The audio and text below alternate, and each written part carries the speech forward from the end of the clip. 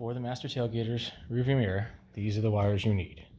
So from this box, you have the red wire with the fuse that goes to accessory. So when you turn the key on, this is hot. And then the negative wire from that little black box comes over here, and this is ground. So this is straight to ground. My power source is just a little battery. It's not plugged in yet. Then also from this little box, you have the green trigger wire that says trigger back car signal. That connects to the red wire that comes from this little bundle, this RCA bundle that connects to the camera.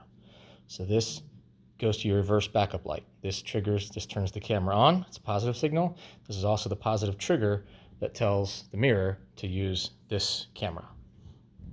And then the extra thing I had to add was this little pigtail here. All it is an RCA pigtail, and all we're going to use is the negative wire. This can plug into any of the unused RCA ports. I happen to use this one because it's right here, but you could also use either of these. Doesn't matter which one. All we're doing is supplying a ground to it.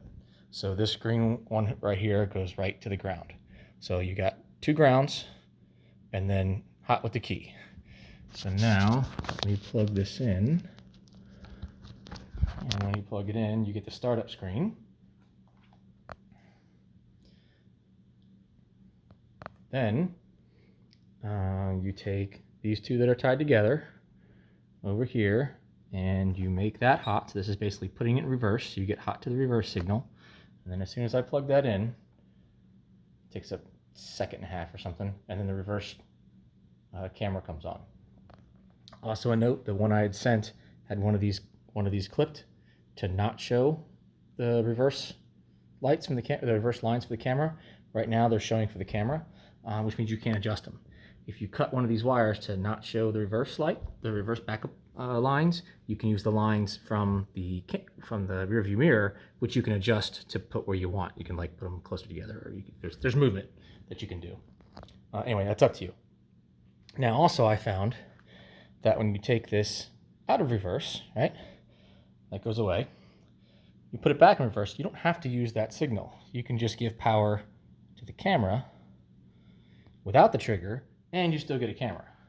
So apparently this rear trigger signal wire is optional.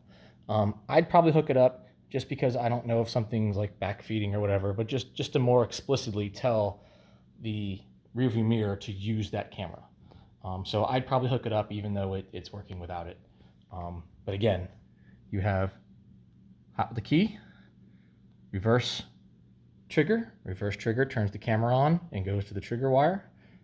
You have ground goes to the ground of the unit, and then ground also goes to this little barrel pigtail that plugs into any of the RCA jacks. All we care about is ground. We don't do anything with this.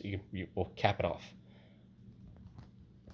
And now the camera's on.